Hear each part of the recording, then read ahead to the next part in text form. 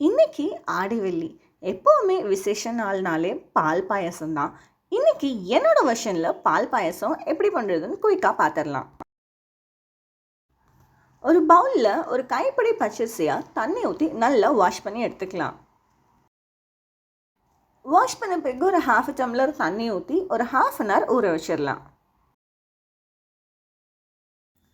½ அரிசி ஊறினதுக்கப்புறமா இந்த மாதிரி ஒரு மஸ்லின் கிளாத்தில் அரிசியை நல்லா காய வச்சிடுங்க. அரிசியில் இருக்கிற ஈரம் எல்லாமே துணியில் இறங்கிடும். நீங்கள் ஃபைனலாக எடுக்கும்போது இந்த மாதிரி ஒட்டாமல் இருக்கணும். ட்ரையான அரிசியை அம்மிக்கல்லில் இல்லை மிக்ஸி ஜாரில் கூட நீங்கள் ஆட் பண்ணிவிட்டு கொருப்பாக அரைச்சி எடுத்துக்கோங்க. அரைச்சதை தனியாக ஒரு பவுலில் வச்சுக்கலாம்.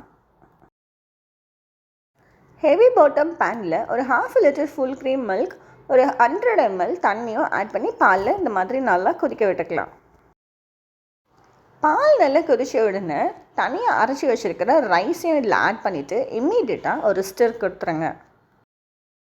ஒரு 20 minutes இந்த ரைஸை நல்லா பால்லே குக் பண்ண விடுங்க. ஒன்ஸ் இன் அ வைல் கொஞ்சம் ஸ்டிர் மட்டும் பண்ணி விட்டுருங்க, இல்லைன்னா அரிசி கெட்டியாக ஆகிடும்.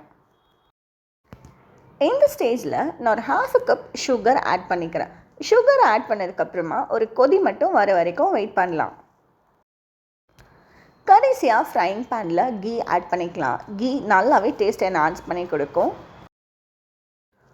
பின்னாடியே நீங்கள் விருப்பப்படுற அளவுக்கு கேஷ்யூஸும் கிஸ்மிஸும் ஆட் பண்ணி நல்லா ஃப்ரை பண்ணிக்கோங்க.